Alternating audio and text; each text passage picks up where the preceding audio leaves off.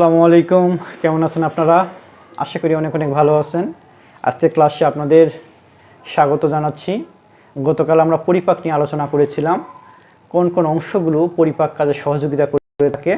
আজকে আমরা পরিপাক গ্রন্থি নিয়ে আলোচনা করব। কোন কোন গ্রন্থিগুলো পরিপাক কাজে সহযোগিতা করে থাকে। পরিপাক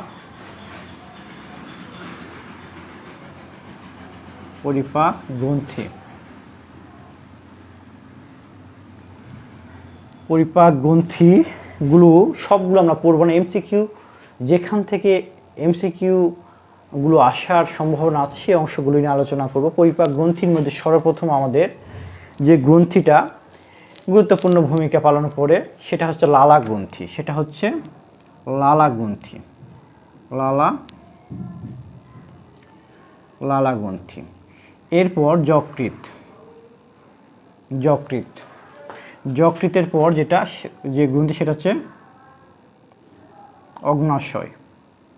অগ্নাশয় গ্রন্থি এবং আমাদের গ্যাস্ট্রিক গ্রন্থি।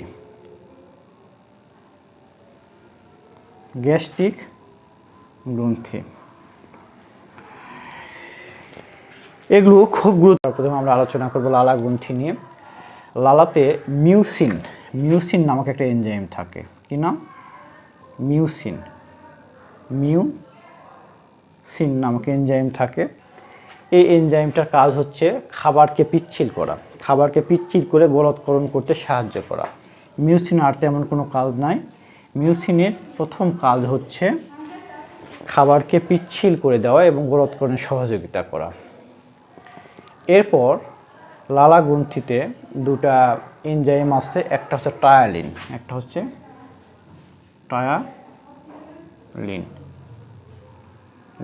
ও মল্টেজ। এই দুইটা এনজাইম থাকে। এই দুইটা এনজাইম মূলত শর্করা জাতীয় খাবারকে পরিপাক করার কাজে সহযোগিতা করে থাকে। আপনারা মনে রাখবেন যে শর্করা একমাত্র মুখে পরিপাক হয়, আর কোনো খাবার মুখে পরিপাক হয় না। একমাত্র শর্করাই আমাদের মুখে পরিপাক হয়, আর বাকিগুলো সবগুলো আমাদের পাকস্থলীতে, লার্জ ইন্টেস্টাইন, স্মল ইন্টেস্টাইনে গিয়ে পরিপাক হয়। এই পরিপাক কাজে সহযোগিতা করে থাকে টায়ালিন এবং মল্টেজ শর্করা জাতীয় খাবারকে। তাহলে আমরা লালা রসে কী পেয়েছি? লালা রসে পেয়েছি আমরা তিনটা এনজাইম।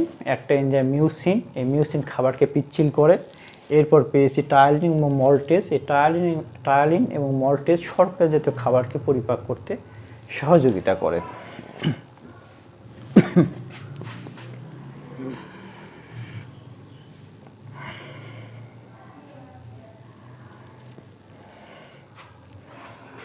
তো এরপর আপনারা জানবেন যে আমাদের লালা রস যেটা আছে, এই রস মূলত অম্লীয়ধর্মী। লালা রসের পিএইচ হচ্ছে 6.2 থেকে 7.4 পর্যন্ত অম্লীয়। 7 পিএইচ জানেন যে অম্লক্ষারের সাম্য অবস্থা স্কেল, অম্লক্ষারের সাম্য অবস্থা নির্দেশ করে এটা। তাহলে আমাদের যে লালা রস সেটা মূলত অম্লীয়ধর্মী। হ্যাঁ, এই লালা রসের কাজটুকু পড়ছেন, পরে আমরা আরও বিস্তারিত পড়ব। এরপর আমরা যকৃৎ নিয়ে আলোচনা করব। যকৃৎ নিয়ে আলোচনা করব। এই যকৃৎ আমাদের দেহের প্রায় 500 ধরনের কাজ করে থাকে, গুরুত্বপূর্ণ কাজ করে থাকে। 500 ধরনের গুরুত্বপূর্ণ কাজ করে থাকে। এটা নিয়ে আলোচনা করলে আলোচনা শেষ হবে না। প্রাথমিক আলোচনা করি। এই যকৃৎ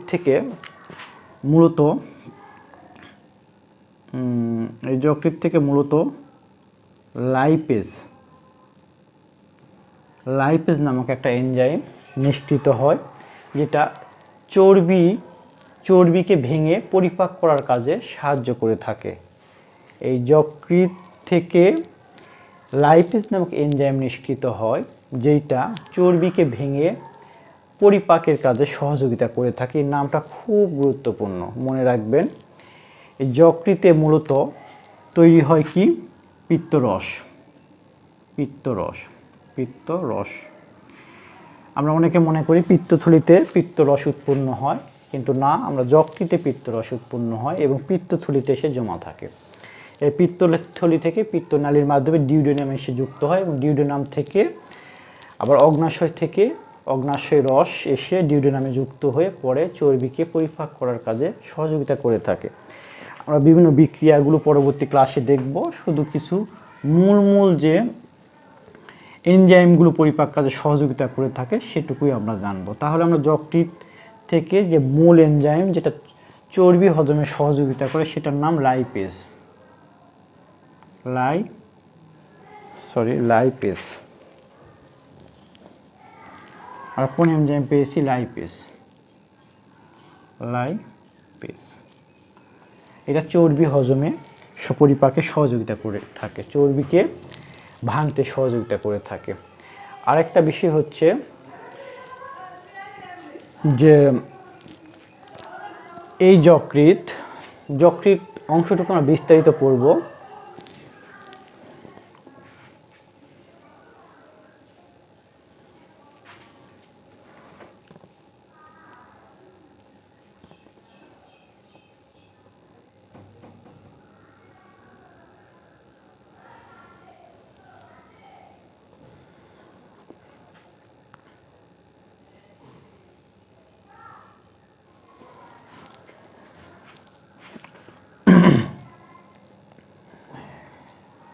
তাহলে আমরা যকৃৎ নিয়ে পড়লাম যে যকৃৎ থেকে লাইপেজ নামক একটা এনজাইম নিষ্কৃত হয় যেটা চর্বিকে ভেঙে ছোট ছোট টুকরাতে পরিণত করে, পরে চর্বি আমরা হজম করতে পারি।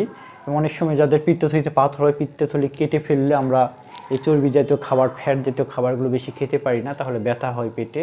তো এই জন্য অনেক সময় ডক্টর খেতে নিষেধ করে, আমরা খেলেও প্রবলেম হয়। এর কারণ হচ্ছে আমাদের চর্বি জাতীয় বা ফ্যাট জাতীয় খাবারগুলো হজম করতে পারে না, পিত্তথলি না থাকার কারণে কেটে ফেলতে হয়। তো এরপর আমরা যেটা পড়ব সেটা হচ্ছে অগ্নাশয়।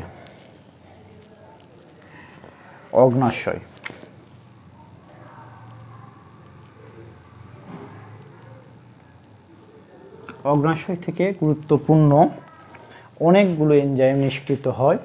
এর মধ্যে প্রথম যেটা সেটা হচ্ছে ট্রিপসিন।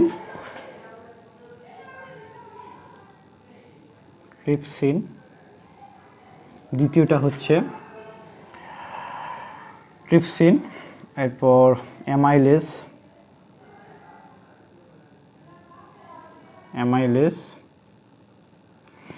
তাহলে কি কি এনজাইম? ট্রিপসিন, অ্যামাইলেজ এবং লাইপেজ।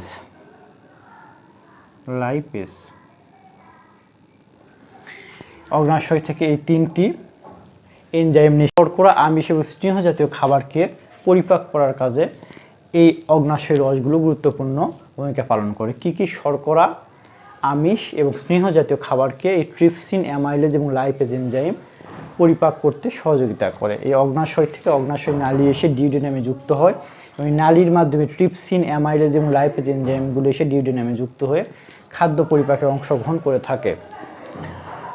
তো একটা গুরুত্বপূর্ণ তথ্য দিই, অগ্নাশয়ের মধ্যে আমাদের আইলেটাস অফ ল্যাঙ্গারহ্যান্সের বিটা সেল থেকে ইনসুলিন তৈরি হয়।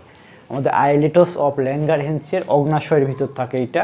অগ্নাশয় এটা দেখতে মূলত একটা পাতার মতো দেখতে। এর ভিতরে আইলেটাস অফ ল্যাঙ্গারহ্যান্সের বিটা সেল থেকে ইনসুলিন নিষ্কৃত হয়, এইটা মনে রাখবেন আপনারা।